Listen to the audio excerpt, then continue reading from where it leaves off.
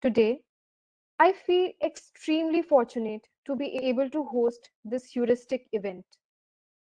A very good morning and a warm welcome to one and all present here for the one-day E-International Seminar on Data Protection and Data Privacy. I, Anushka Choudhary, on behalf of Law Mantra, would like to show my gratitude towards all those who have embellished this event with their esteemed presence. Law Mantra is a non-profitable organization running for the purpose of enhancing legal academics and legal awareness in the society and in the practice of the same. Law Mantra is a registered society under the Indian Trust Act 1882, whose members are leaders and members from the legal fraternity and other professions with a nexus to conflict resolution, academics, and experts from various fields who are committed to resolve conflicts and disputes using innovative mechanisms and methods such as mediation, conciliation, negotiation, and arbitration. Law Mantra is a body of jurists, advocates, academicians, and students running for the purpose of enhancing legal academics. In accordance with their prominent objective, Law Mantra has taken the initiative to organize this one-day e-international seminar in collaboration with some of the very well-established institutions in the nation, the Indian Law Institute, New Delhi, Rajiv Gandhi National University of Law, Punjab, Maharashtra National Law University, Nagpur, an advanced center on research, development, and training in cyber law and forensics, National Law School of India University, Bangalore. The Indian Law Institute, ILI, set up on 27th December 1956, is an international center for advanced socio-legal research and has done significant work in the field of legal research, education, and training. It has made notable contributions in the legal arena. Besides performing an important advisory role in fostering empirical research and making law as an instrument of social engineering, it undertakes research on current legal issues. It was formally inaugurated by the first President of India, Dr. Rajendra Prasad, on December 12, 1957, at the Central Hall of Parliament, New Delhi, in the presence of the first Prime Minister of India, Pandit Jawaharlal Nehru, Honorable Mr. Justice S.R. Das, the then Chief Justice of India, and late Dr. K.M. Munshi, the then Executive Chairman of the Institute, and Professor L.R. Shiva Subramaniam, the then Dean, Law Faculty, Delhi University. Rajiv Gandhi National University of Law is a public law school and a national law university located in Patiala, Punjab, in India. It was established in 2006 by the Punjab government as a university dedicated to the field of legal education. RGNUL offers a 5-year BA-LLB honors program and a 1-year LLM with an intake of 196 seats per annum and 40 seats per annum respectively. Admissions to these programs is through Common Law Admission Test, CLAT. Rajiv Gandhi National University of Law was ranked 13th among law colleges in 2019 by The Week, and the National Institutional Ranking Framework (NIRF) ranked it 10th among the law colleges in 2020. Maharashtra National Law University (MNLU), also known as National Law University Nagpur or NLU Nagpur, is a national law university and a public law institution established by the Government of Maharashtra. The university is the 19th national law university established in India. The Chief Justice of India serves as the head of this institution. The Advanced Center for Research, Development and Training in Cyber Law and Forensics was established at NLSIU Bangalore under the initial financial support of the Department of Electronics and the Information Technology, Ministry of Communication and Information Technology, Government of India. The center spreads awareness and provides training of cyber law to judicial officers, public prosecutors, judges, investigative agencies, cyber security personnel, and others with essential emphasis on the technical issues to prevent misuse of the technology and better enforcement of related laws. The one-day e-International Seminar on Data Protection and Data Privacy aims to examine and analyze various aspects of data protection and data privacy in today's times. The international seminar will be attended by various international delegates and speakers, as also representatives from the national diaspora, representing the stakeholders in the digital ecosystem and alive web. These would include representatives from the central and state governments, various ministries, law enforcement agencies, police, business, information technology, corporate sector, academicians, scholars, service providers, international organizations, and distinguished thought leaders. It is indeed our honor today to have such reputed dignitaries amidst us. I warmly welcome Honorable Mr. Justice A. Muhammad Mushtaq, Judge, High Court of Kerala, our chief guest, Ms. Mishi Choudhary, technology lawyer, legal director at SFLC New York and partner Moglen and Associates, Professor Dr. Manoj Kumar Sinha, director, Indian Law Institute, New Delhi, Professor Dr. G.S. Bajpai, Vice-Chancellor Rajiv Gandhi National Law University, Punjab, and Mr. Kishore Kumar Mishra, President, Law Mantra Trust. It is indeed my pleasure to welcome Professor Dr. Vijendra Kumar, Vice-Chancellor of Maharashtra National Law University, Nagpur, in absentia. Professor Dr. Vijendra Kumar could not join us because of his prior commitments and his engagement in the valedictory ceremony of Faculty Development Program on Intellectual Property Rights, Advanced Learning organized by Center for Intellectual Property Rights and DPIIT IPR, Chair, Maharashtra National Law University, Nagpur.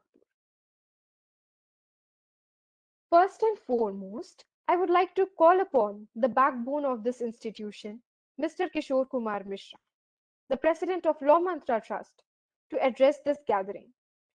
Sir is one of the leading pioneers in the field of law. Sir is also one of India's leading lawyers and is currently practicing in the Delhi High Court. He is the founder of this trust and has provided access to an extensive and fast-growing library for many people in the legal fraternity. He is the guiding light, a safe harbor, a beacon of hope, and a solid foundation for those around him. Sir, I request you to speak a few words. Thank you, Anushka. Am I audible, Anushka? Yes, sir, you are audible. Good morning to everyone present here. I, Kishore Kumar Mishra, on the behalf of Law Mantra Trust, welcoming you all. I welcome you all in this webinar, for we have assembled here today. Today we have with us with one of the finest brain in the field of law. And because the topic is the data protection and data privacy, so we have with one of the best and finest brain in the field of law, none other than Honorable Justice A. Muhammad Mustaque Sahib, Judge, High Court of Kerala, Miss Mishi Choudhary, Legal Director at SFLC New York, Dr. Himanshu Pandey, Professor Dr. Manoj Kumar Sinha, Director, Indian Law Institute, Professor Dr. G.S. Bajpai, Vice Chancellor, RGNUL, Punjab. I am not taking too much time because we have already late and honorable speakers are present here. And we are all eager to listen our speakers on the data protection and data privacy law. So therefore, I'm not taking too much time, and I'm request to our speakers to speak on the topic of data protection and data privacy law. So mic on, over to you, Anushka. Hello? Hello? Hello, Yes, sir. mic is over to you. Thank you, sir. Okay. A good leader is someone who knows the way, shows the way, and goes the way. When we hear these words by John Maxwell, the first name that comes to our mind is of Professor Dr. G.S. Bajpai. Professor Dr. G.S. Bajpai serves as the Vice-Chancellor of Rajiv Gandhi National University of Law, Punjab.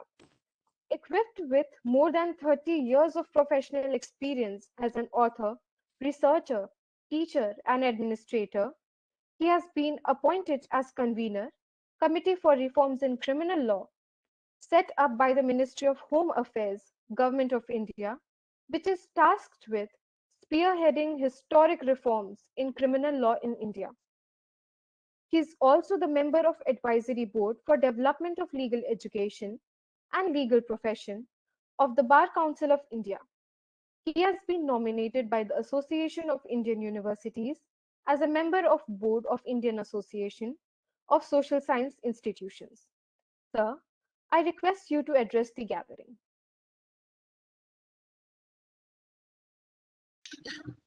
Thank you very much. Good morning to all, and I acknowledge the kind presence of Mr. Justice Muhamed, Mr. Kishore Mishra, uh, Professor Manoj Chauhan, and Sir Himanshu Pandey, and of course Ms. Mishi Choudhary, are my colleague and fellow panelists on this occasion. Thank you for having me today to this important gathering devoted to discuss the data protection issues and data privacy issues in India. We all know that the Personal Data Protection Bill 2019 is now in hot debate. And I need not to sort of say, because all our experts are present here, as to what are the concerns. However, I wish to just confine my discussion to only two issues. One is that the bill is already in public domain and it has already been extensively discussed time and again. So we are aware of the issues in the bill, one. However, there is on this 16th, the Joint Parliamentary Committee has also tabled the report, which is going to be very, very vital as far as the finalization of this bill is concerned. So this development is very important. So I would just begin with highlighting the important issues that are before us in this personal data protection bill, because we are discussing the bill presumably thinking that it would finally culminate into a national policy on data protection and data privacy in this country, because we all are in agreement at this moment that there is a definite need to have this policy, and therefore this law would serve as a matter of policy. However, right from the beginning, this entire bill has come into a lot of discussion and debate for want of various reasons. First of all, the JPC has communicated its stand on this bill very recently. I personally feel that the data protection bill has not been extensively debated in public domain, because this is the personal data protection bill. It concerns people. So probably those kind of extensive consultations have not taken place in this country. That is something very, very problematic. And moreover, we do not have enough tradition of pre-legislative, discussion on any of the bill pending before the parliament. That is second. Third is there are going to be important regulatory issues, important structural issues, the role of social media, and other kinds of issues. The first and foremost thing which bothers me is that right, Justice Shri Krishna Committee has drafted the bill. Even during that process, as we gather from the public domain information, not enough empirical basis has been provided in the making of this bill, and therefore there are issues. Generally, we do not have very extensive and systematic traditions of informing these kinds of instruments with the backing of empirical imperatives. That is the core issue. Having said that, I would come to certain specific issues and let us see how they are going to be dealt. We know that this bill, for instance, some technical issues. Now, this bill requires, we understand, a notice and consent for the collection of data and places other very important, significant obligations on data processing. That is the first very important. Now, these taken together may not actually protect privacy adequately because they are based on the principles for regulation of data, what we call fair information practices, and they are devised before the current structure of market came into existence. And therefore, they do not protect users from harms emanating from the violation of privacy. These obligations may instead increase moral hazard and lead to users, lead to over sort of estimating the benefits of privacy regulation. Because this whole idea of consent is very, very deceptive. Because the digital literacy in India is already very low. So even if subtly certain consent provisions are inserted, those may not be successfully decoded by the people who are not having enough understanding and awareness about the implications of data being used, transferred, utilized, manipulated, or whatever. So therefore, I think a better mechanism is needed on this point. Second, as I have mentioned, that bill is not based on any empirical understanding. And therefore, this has happened. I have already mentioned this point. So we probably do not know the real concerns of these stakeholders. Now we are groping in the dark, whether the users would be benefited, whether the companies or social media or fiduciary institutions, how it is going to be helpful. Third, which is to my mind, is that the compliance cost, because the bill proposes to, impose certain, compliance cost on firms which are engaged in data processing. So while small ones are exempt from many obligations, so they have made clear that the small firms would be exempted. These exemption will only apply to business and, those companies which are manually processing the data. So as a result, what is going to happen? We'll see that these provisions requiring business to hand over non-personal data to government are particularly onerous. How they will do that? And constitute a very significant dilution of, property right, and this could have some negative and long-term effect for innovation and economic growth. That is, and fourth, I also find there is a mention of term harms. Now, and discriminatory, non-discriminatory, probably this need to be qualified in a much better way to be able to really make use of this harm and probably deal with under this act. Fifth, I feel that the exemption clause is under severe criticism. Even the JPC could, now I'm coming to JPC also in a minute, but initially the most prominent criticism that was levied against the bill was one of the provisions where this bill exempted government agencies for the purpose of surveillance that constitute probably a new and very independent power to collect the personal data. Now, it is unclear why this provision is required, and the bill does not create, I suppose, adequate checks and balances for the user. Generally, original mandate of the bill was to balance the right of the users and security concerns of the state. But I think it has gone much loop-sided as far as the state is concerned.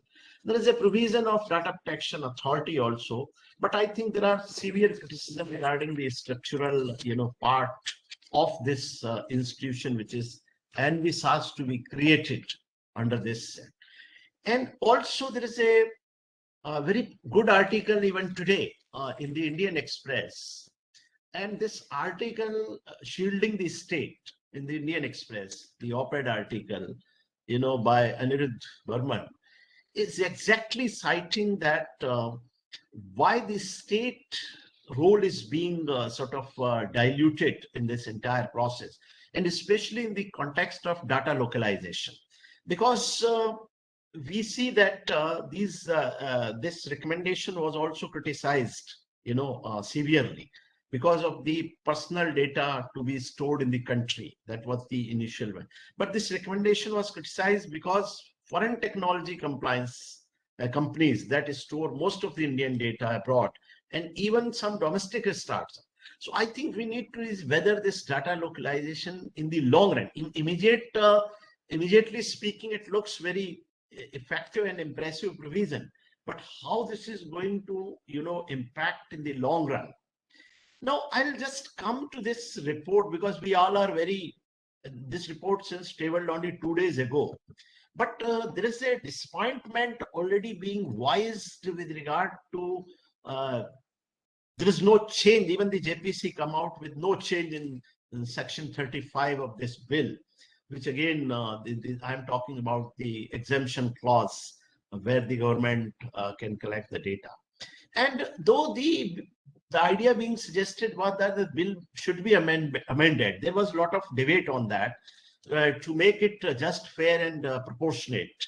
And similarly, there is no change as far as section 12 of the bill is concerned, which allows the processing of personal data without a person's consent, if this is necessary, among other things, for the provision of services or benefits from the government, or the issue of license, certification, which permits, from the government for any action or activity.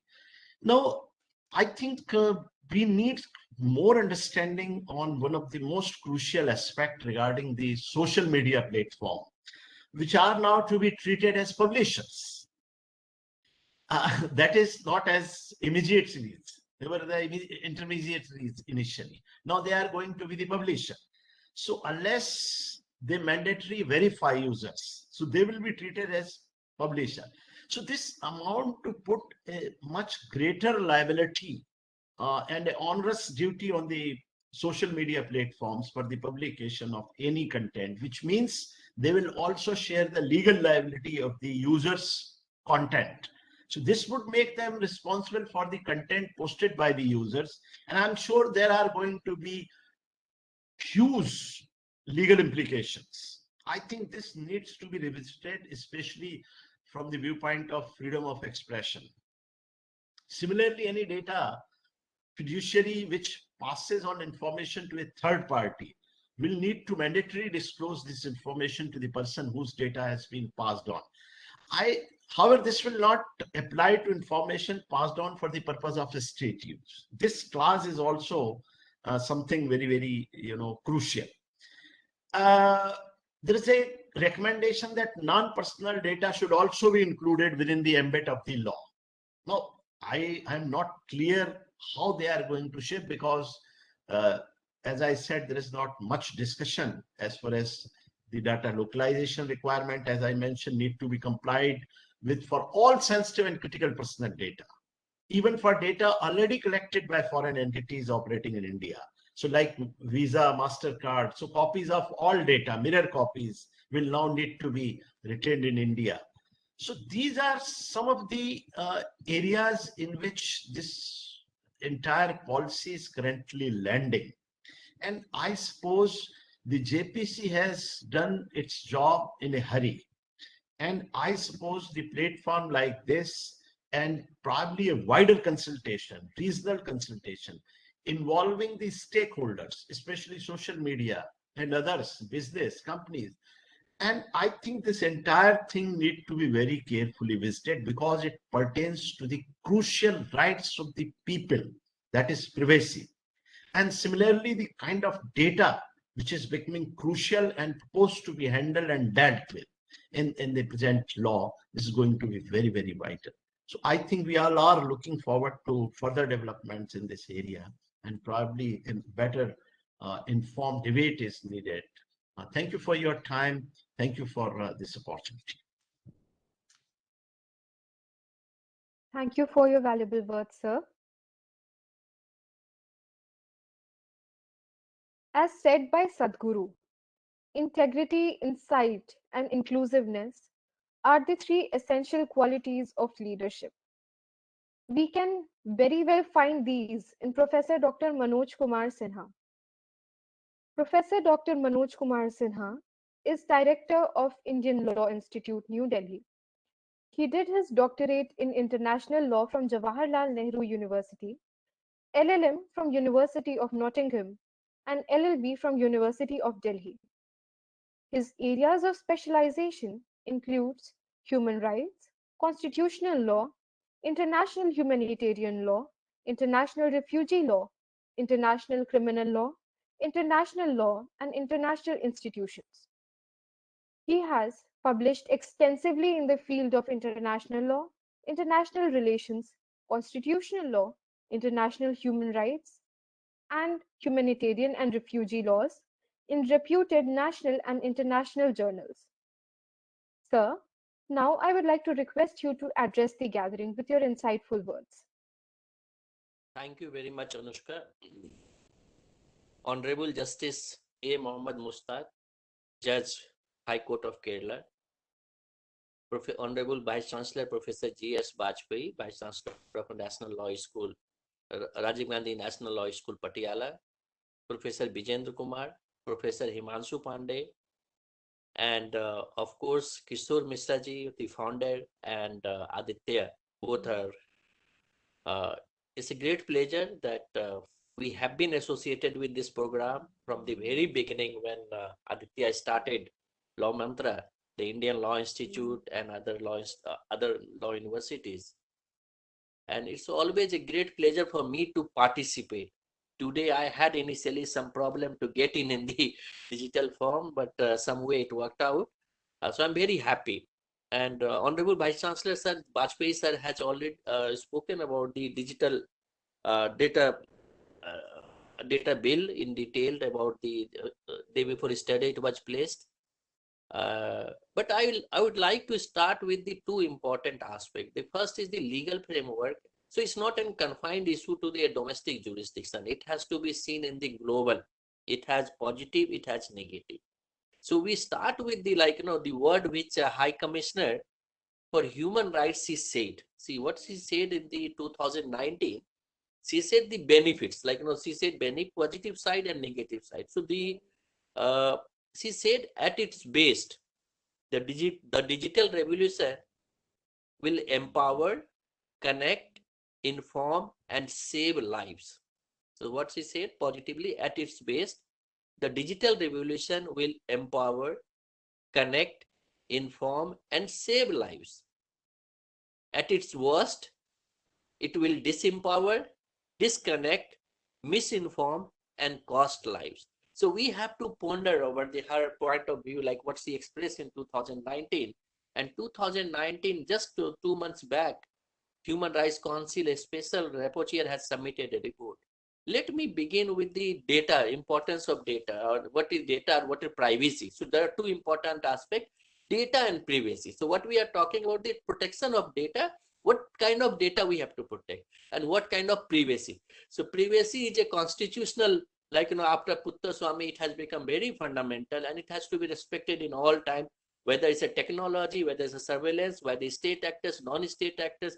So privacy has become very fundamental, no doubt that is there. But there is a threat lurking on through the artificial intelligence, through the data collection. That point we have to see. So when we discuss about the protection and privacy, human rights become very fundamental. The part 3 of the constitution become very fundamental, and also the international human rights instrument speak about the same thing.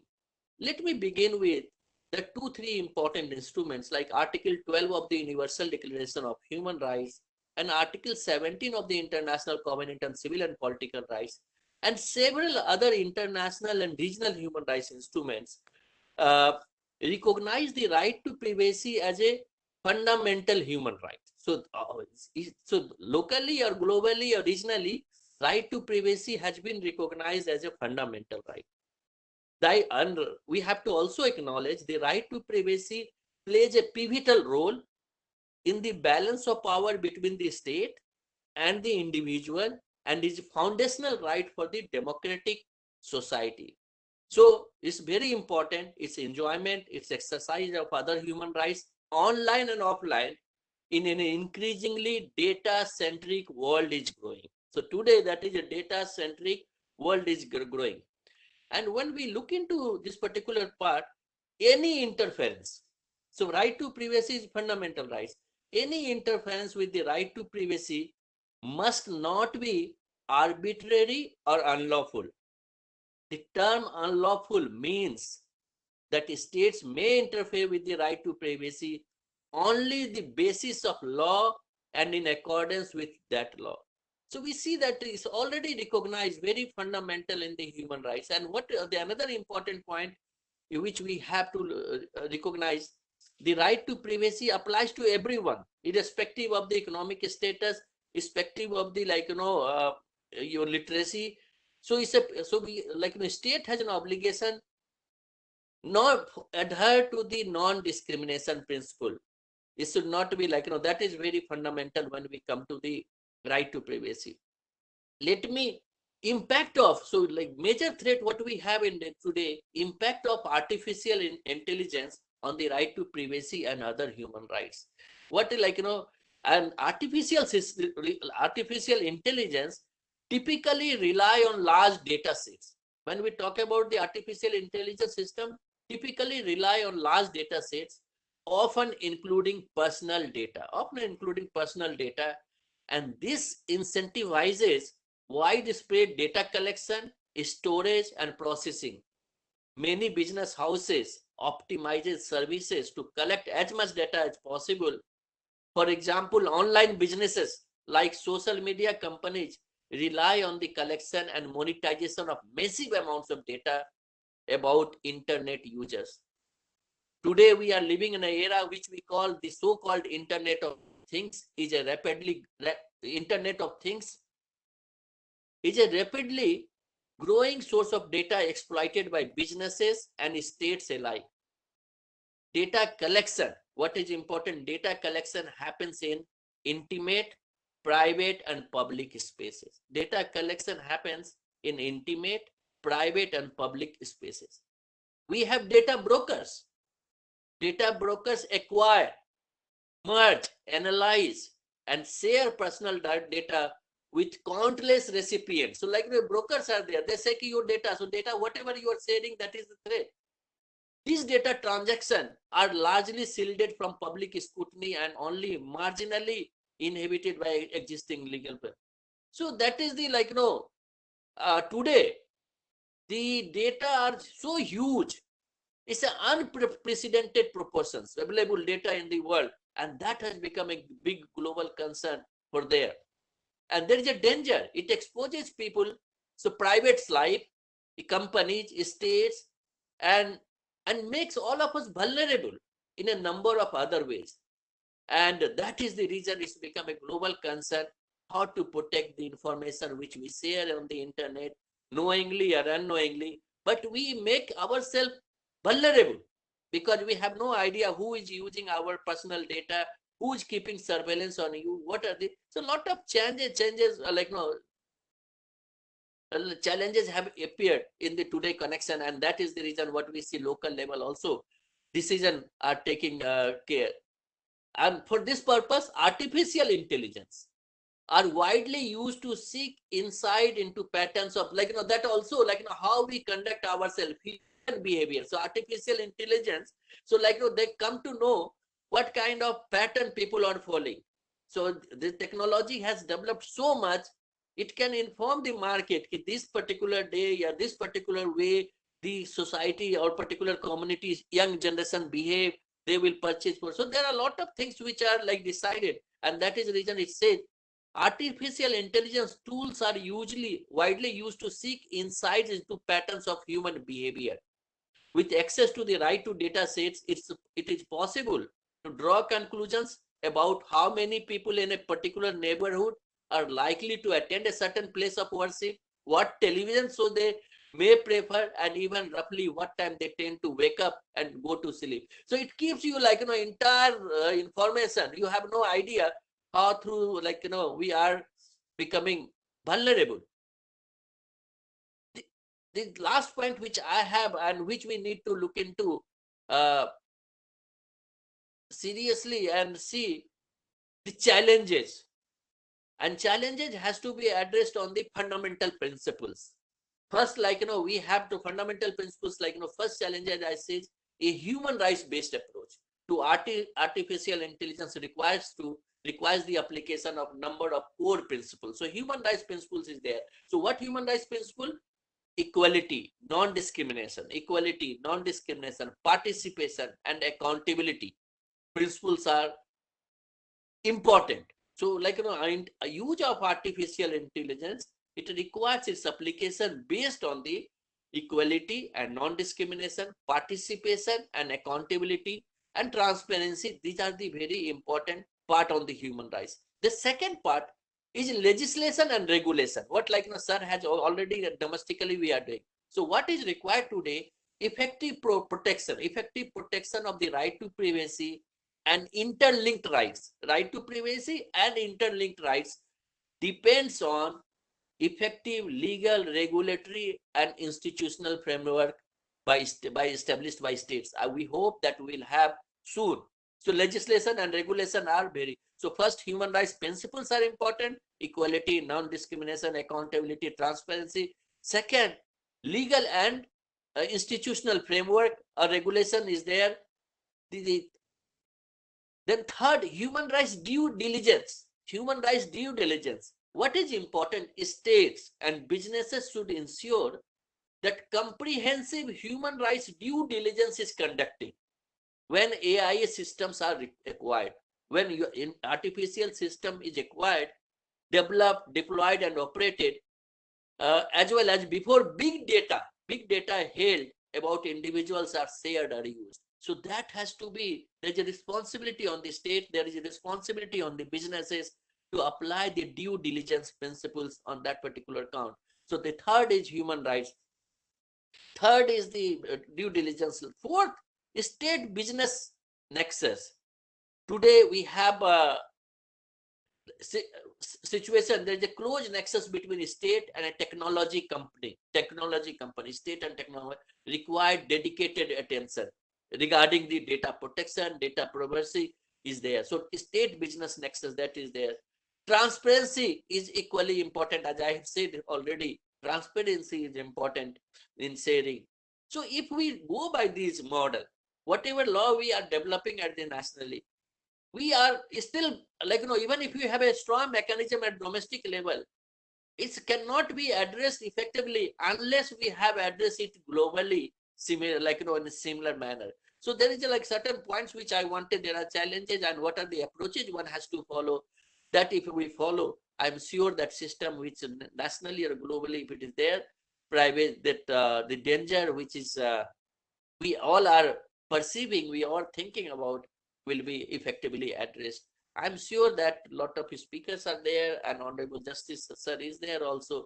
So we'll have more points to discuss and ponder over. With this, I once again thank everyone, particularly Aditya Misra and Kishore Misra and Anushka and Himanshu, for giving me this opportunity to share some of my thought in a limited way. Thank you very much. Over to you, Anushka.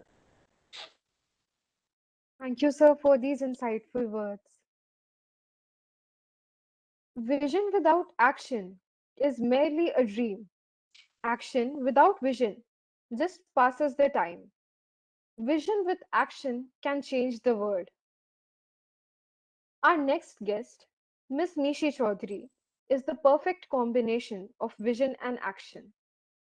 Miss Mishi Choudhary is a technology lawyer and online civil liberties activist working in the United States and India. She is the legal director at the Software Freedom Law Center and the founder of SFLC.in.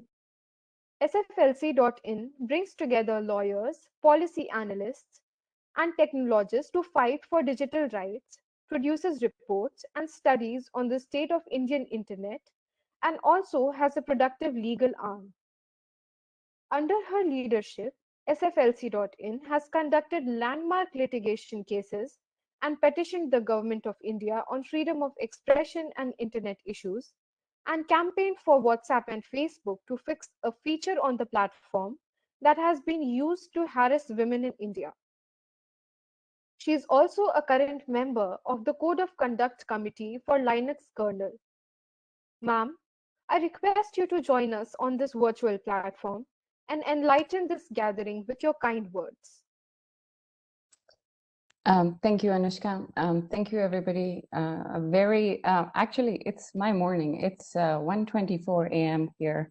Honorable Justice Mustaque, Dr. Pandey, Mr. Mishra here, and Professor Sinha, Professor Bajpai, and everyone else, all friends, and everyone else who's listening, watching, perhaps spending their Saturday mornings with me. Thank you for sparing your time. Thank you for having me here. If I start rambling, you can blame it on my lack of sleep. I've had a very early day and it's still going on, as you see, at 1:30 in my morning. I'm not going to dwell a lot about this bill, which never seems to arrive. It's been 4 years, different versions have been seen. We've seen Justice Sri Krishna Committee's report, but as I was writing in the Financial Express 3 days ago, like Samuel Godet's play, the bill just never arrives.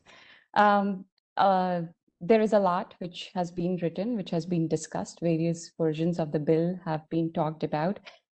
But what I want to talk about is from my vantage point here, when I sit in the US and I'm able to compare two jurisdictions, which are so important, not only to me personally, but also in the world economy, the role India as well as the United States plays.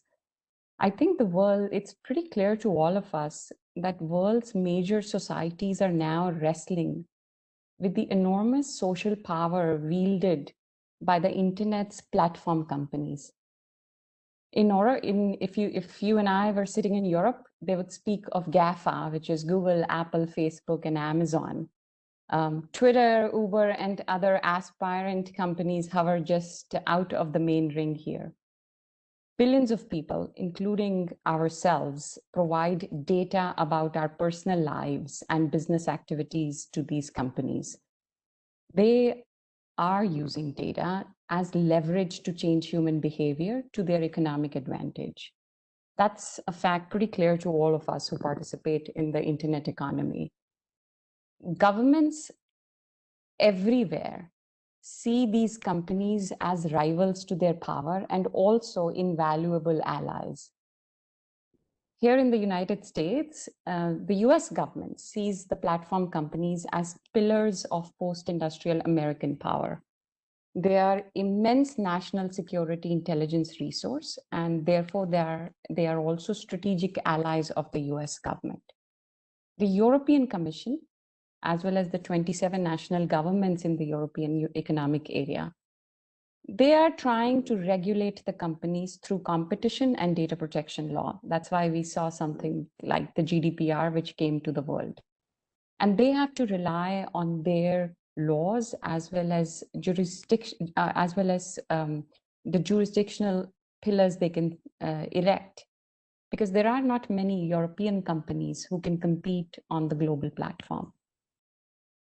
Why I'm trying to paint a picture here is because I'm just trying to see what an important role Indian judiciary right now has to play, and why, whether when we talk at the White House or when we talk at the European Commission or in the VC world, everybody's eyes are on India. There is a third pillar to all of this, which is the autocratic digital sovereignty, like China or Russia. Now, they have cut their markets to the rest of the world, and only the homegrown companies can address their markets. That kind of an autocratic way, which is their autocratic digital sovereignty, is obviously not India's way. It just can't be, because we do have a constitution and we are a democracy. More than any other society, India stands to benefit economically from the open worldwide net. How do we do this? I think India's greatest advantages in the 21st century global economic competition are the intelligence and education of its people. I think we all take great pride in the fact that most of these big companies are now run by CEOs who have their origins in India in one way or the other. But that says a lot more about the economy and not just pride in one or two or three individuals here. I think we are already watching the investment world's interest in India.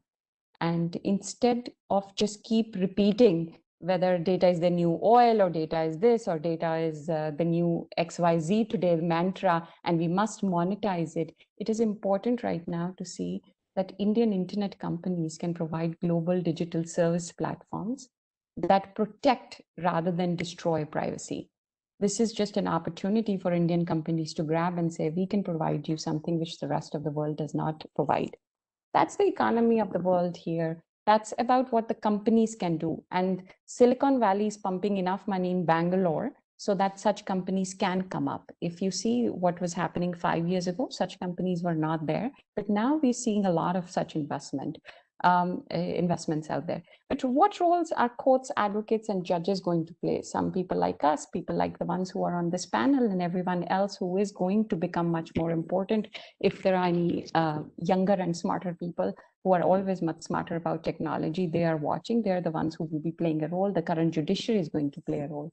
I think the unanimous decision by the constitutional bench of the Supreme Court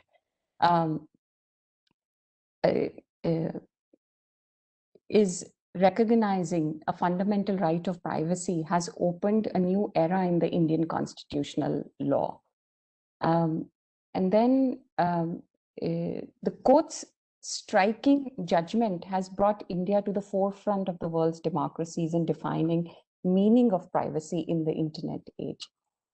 That is why an occasion is arising in which once again the world will be listening to what Indian judges and are going to say now. And what it's going to be listening to the Indian judges about is what they're going to do to find this relationship between the Puttaswamy judgment and the legislation the government is going to pass. The speakers before me talked about the Joint Parliamentary Committee's report about the bill. We've seen how this bill is cleverly exempting the government from everything. We are also watching this desire of Indian legislation always to have offenses where we try to punish executives of the companies, which is also existing in the present bill. So it's not so important to delve into that. But I think the landmark judgment is merely the beginning of the process. It leaves much to be done both in the courts and in the parliament, which is already happening, as the eyes of the world's technological freedom advocates also turn towards India. The process is now shifting to the efforts of the advocates who are bringing a wide spectrum of privacy claims on behalf of citizens to the high courts, to the Supreme Court. The judgment of the Supreme Court intentionally leaves to this process of case-by-case development the definition of the contours of the fundamental rights now recognized. So on one level, we can expect, because of the JPC report, that the government is going to treat privacy and data protection in legislation as if it's only about private market. And they're going to exempt or empower themselves to exempt the executive branch of the government altogether. Now, if that were to be taken literally, it will create a situation in which Puttaswamy creates constitutional law that constrains the government. Government of India passes legislation that constrains private parties and immunizes itself in that way, and in effect puts all the effort of constructing a system of privacy in India on the courts as between private parties, ignoring immense importance of government power. But I don't think the Supreme Court is going to agree to that, and I don't think the High Courts should agree to that also, because we know that our judges can recognize the fact that there is government power everywhere involved in the system of data regulation, whether it is Aadhaar or the UPI infrastructure, or whether it is a CoWIN app, or it is about your vaccination or Arogya Setu. There is a lot of data which is also collected by the government. Government makes orders, administrative agencies pass order, and the government is deeply involved in creating a system of information ecology in which citizens want to live and citizens have fundamental rights. So I'm going to say is that society is going to remain engaged As lawyers, as activists, as this legislation finally comes after having sitting on the shelf gathering dust for a long time, we will raise all the issues of the relationship between the government power and private power. And we are going to say that we have done for a long time that governments and companies can squeeze users' rights, and it's the courts who are going to come to the rescue of the citizens and protecting their fundamental rights. We are going to make this clear in the legislative process by productive engagement everywhere we can, and it will be up to the courts because it is going to be a great issue, and everywhere around the world, whether it's in the US or in the European Union, people are going to be aware and watching as to what Indian courts do. When this legislation was first shaping up, and we were saying to the press that this is a great opportunity because now we can define what it actually means for everyday people to run. People like us, generally what they need is for some system to take care of all their rights. They don't really read the privacy policies. They just quickly scroll through and want to say, I accept. But if there's a data breach or if there's a harm to them, they want a simple process, not a bureaucratic, burdensome process, which they don't understand. People do not want to be constantly engaged with courts to try to protect simple aspects of their everyday life. They want something predictable, something simple, and which works. And that is a correct expectation for us from our government as well as the legislation. Now, for the judges, when we are watching about this, and when I, as a lawyer, sees, I think one important aspect is that privacy is not about businesses gaining just consent from people, because it's not easy to understand what we are consenting to, basically. It's not just a bilateral contract. It's mostly an environmental problem. It's like an ecosystem problem. I and you can protect your privacy, but there are many other people who can actually rob us of that privacy. So it's not bilateral law, but fundamental rights of human beings are always involved as we look at those contracts, whether it's Facebook's privacy policy or it's the structure of a system made by the government, which we do. It's like the quality of air or drinking water, which becomes a social question. Second thing is that every time we look at a problem, if we were to begin from the rights of the people and work outwards, which is protecting people and not protecting data, we will make much better judgments about what the outcome of any of these issues might be. Because even Puttaswamy is not about data rights, but people's rights. And that must inform everything that needs to be done in structuring the regulation of the market. What is happening in the United States right now is that this Congress is in a condition in which no legislation will be passed in this current administration until President Biden comes for the second term. This White House has decided to use its control over the appointments process to come heavily on the side of antitrust and competition. US has decided for now we will concentrate on antitrust law and competition law in order to check the powers of economic powers as well as the political powers of these large platform companies.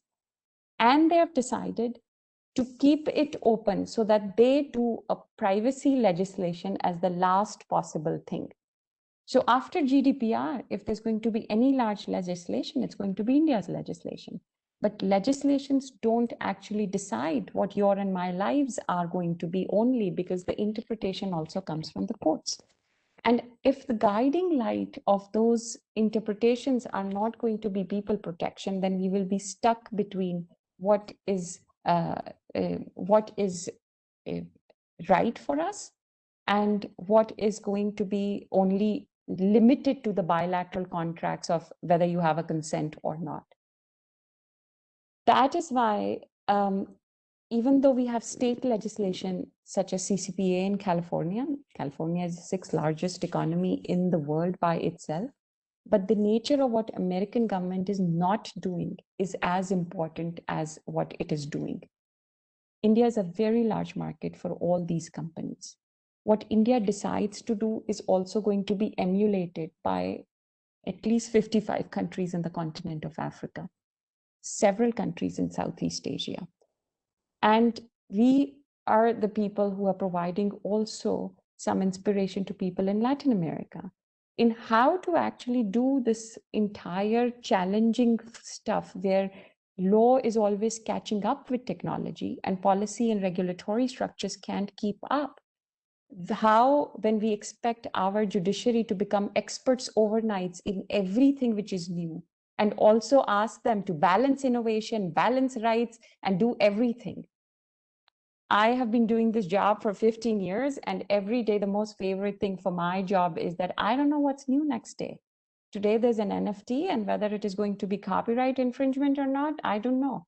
Whether some parts of an Ether coin are being acceptable in one jurisdiction or not is something which I learned. But when we go to court, we suddenly expect the judges to know everything, and they must know how to run a business. They must know how to balance human rights. And they must also know that the state has all these obligations of security. So they also have to balance that out, because the state is going to come and say, you know what, some terrorist attack happened and you are the one who had done something, because courts are not interpreting in that way.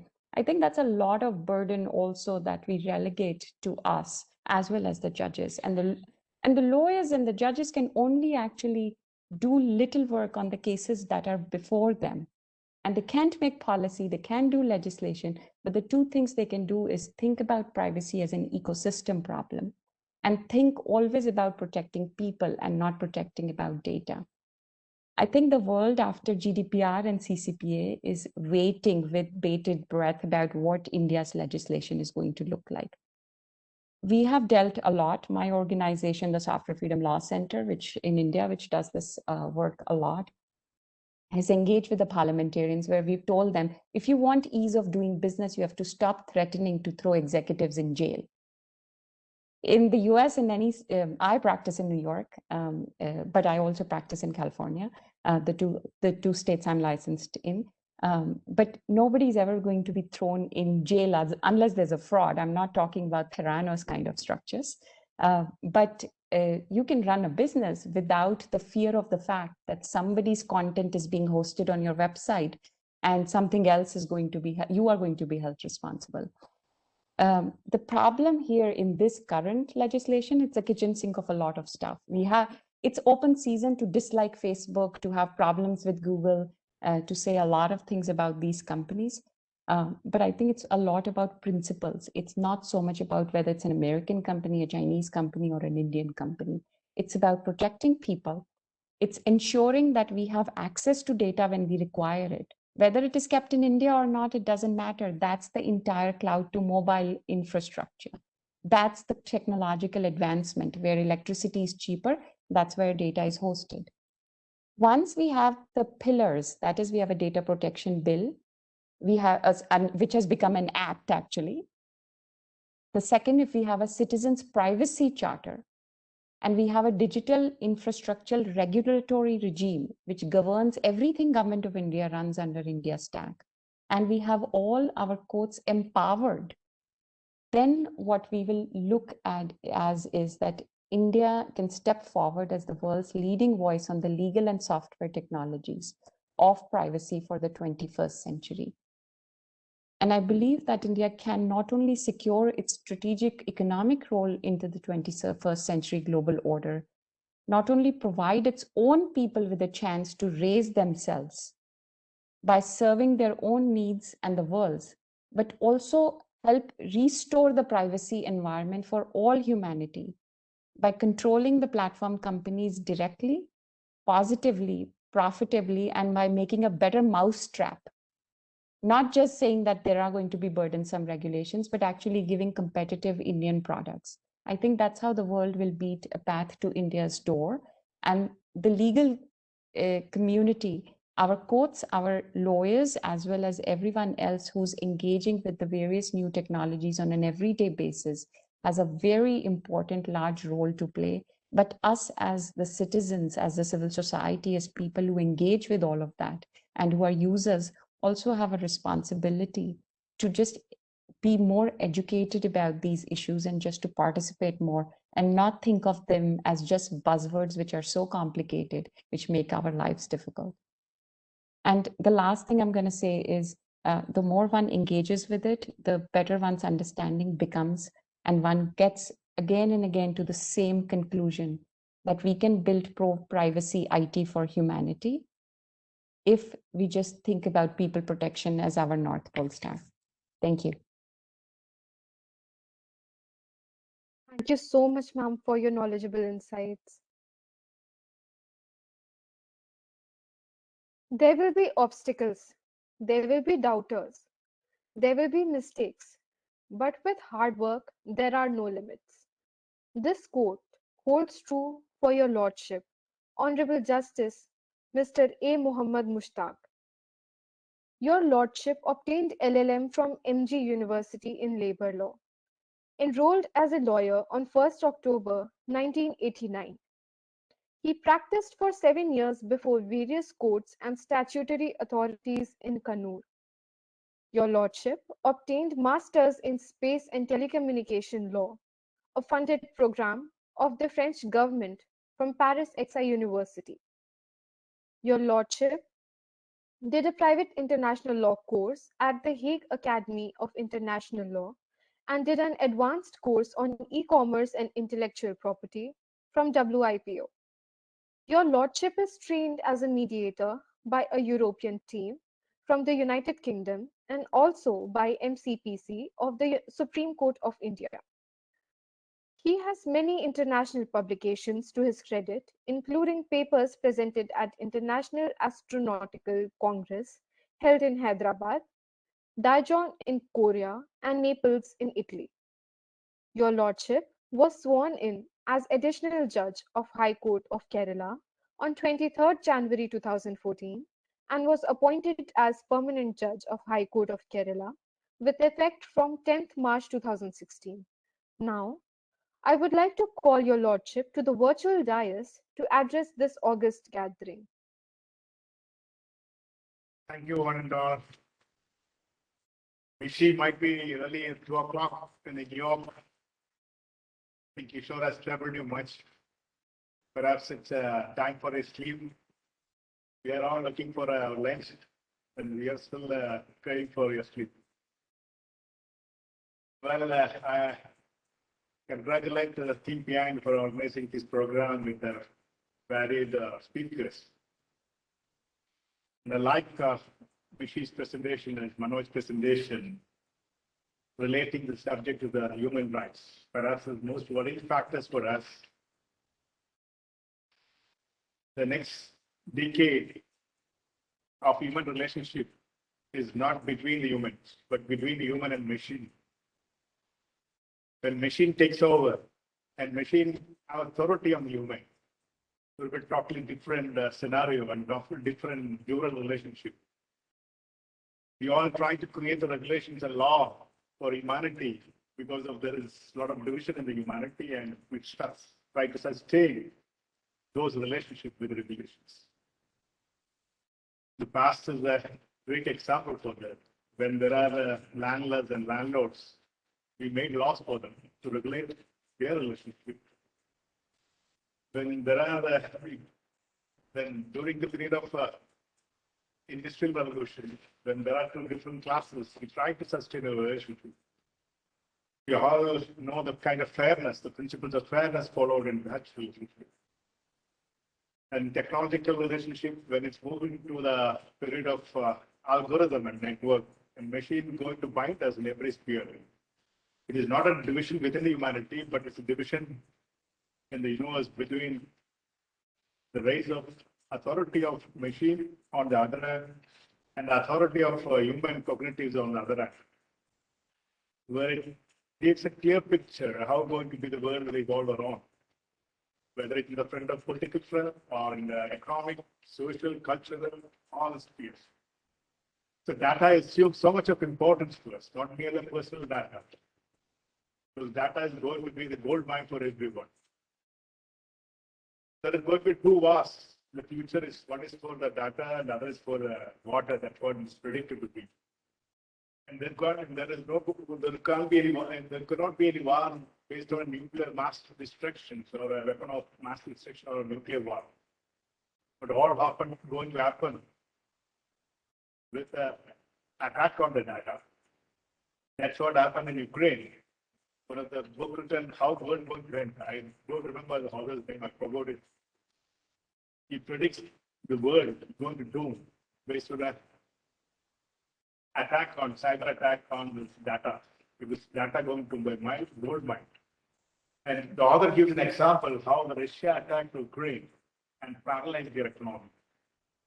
People were not able to move around. They could not go to the ATM and encash the money. The gas station come to halt. The paycheck come to halt, and their economy paralyzed. So when we look in terms of data and data protection, we speak in terms of a sovereign language and try to declare in terms of regulatory and domestic law. It is not a mere issue of a sovereign concern, more of a larger human rights issue. That's what Mishi and Manoj Kumar trying to touch on the subject. The large data will be controlled by large corporation entity, private entity. How do you make going to they become accountable processing that? We may have a European directives governing the laws, regulatory spheres of human relations in the private spheres in Europe. Of course, the transmission of those personal data to some other countries subject to certain restrictions, the national authorities having kind of say and regulatory mechanism. But what about the data that have been processed elsewhere? What kind of impact that going to happen in the world? As that the process we have involved in those dimensions. Non-state actors' role in data processing, whether it be genetic data, biometric data, whatever the data they collect. How are you going to make them accountable? OECD countries have some kind of a mechanism for making human rights violation non-state actors accountable. But that is all in actions arising from a brick and mortar system. But what about the cyberspace? How are you going to make them accountable? The moment I log into the Google and search out something, my data is there in the available universally. Today, they can influence the political environment of a country. The democracy itself can be put in peril and danger. Some private entity or some other entity wants to manipulate that. What is predicted to the machines? What is fed to it? Machine learns and predicts it through its skills. They not have the democracy itself put into danger, opening up such a data in a large measure and public domain. How do you control those activities? Which are the laws available? We are all speaking about data protection law and etc. etc. So of course, it is possible. Bringing a regulatory mechanism in the domestic law and processing data, like European Community did with regulatory mechanism in '96 and 2016. But what about the data which otherwise disseminated through across the globe? How do you make this entity accountable? What are the mechanisms we have?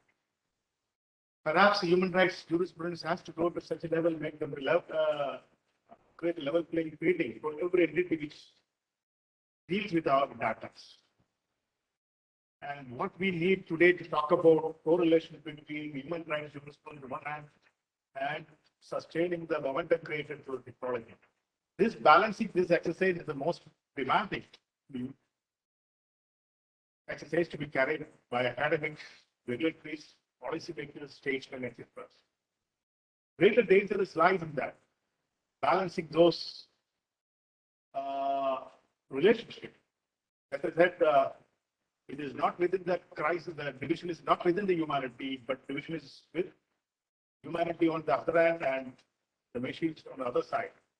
We need to sustain a relationship. Ideals of law of course, always promote fairness. The broad sphere of justice always promote ideals of fairness in every aspect of human rights jurisprudence. In fact, deals with that aspect of fairness. That fairness must reflect in every action emanates wherever from whichever part of the globe it has been operated. So we have a larger concern across the globe on data protection, data privacy. It's not merely a personal data law and whatever management data. It's not necessarily it should reflect upon individual personal data. As I said earlier, they have a larger impact and ramifications in the political, social, and cultural citizens. If the entity can have an influence, a non-state actor can such an influence, certainly we need to make a law or jurisprudence on such a level to counter such violations of human rights. This is the first take on this. Coming back to the national level, of course, we've been talking about data protection for a long. The Kutusami's case declared the right to privacy as a fundamental right. The starting point of travel in India is the declaration of the law. I'm the part of a committee formed by the Supreme Court of the Committee for the Data Protection of the Informant within the court. We deal with a lot of data. So the very Supreme Court, which declared the right to privacy, is in trouble for the reason that large number of data is in public domain. We collect gender details, caste details, marital status, all other details for functional purposes, except certain law which protects the identity of person, like in a child abuse cases or joint injustice. The rest of data which we collect isn't coming to the public domain. The very institution itself is in a crisis with dealing with such data. The family disputes, there are allegations of many of the parties, adultery, cruelty. We publish their judgments in public domain and let the rest of the world know about it. Every citizen in this country has the right to be forwarded. They may be involved in crime, later they may be acquitted. Again, and their details is coming to the public forum. The court itself is put in a dilemma, has to deal with it. And soon we'll come with some document on protecting the data which comes to the court.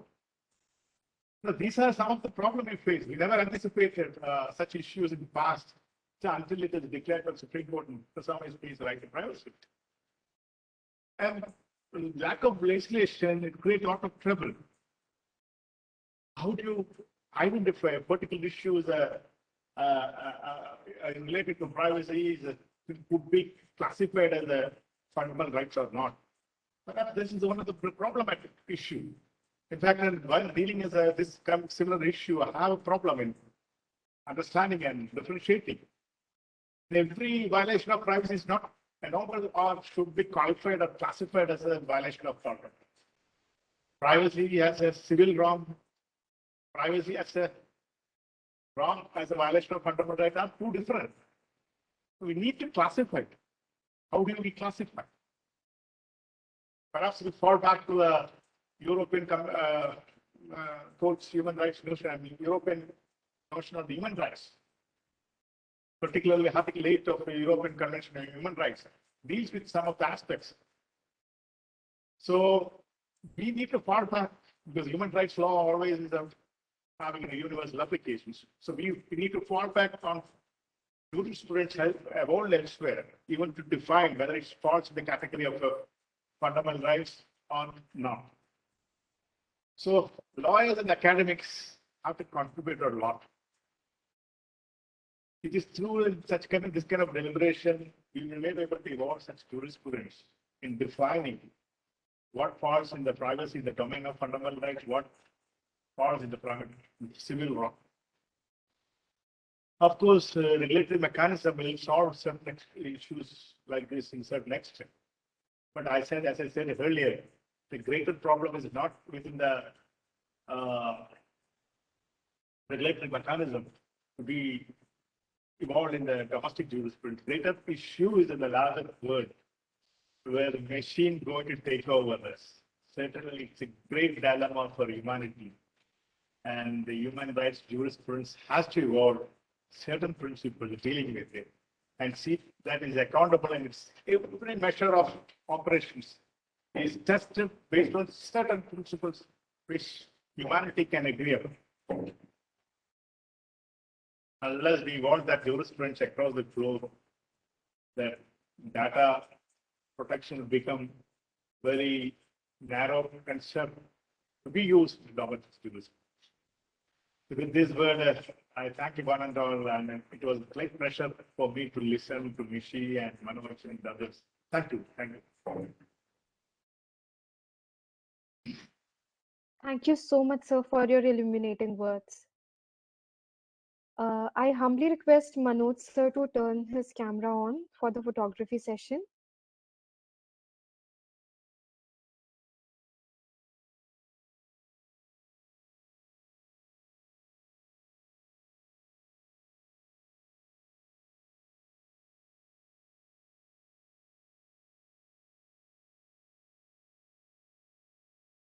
Thank you so much, sir.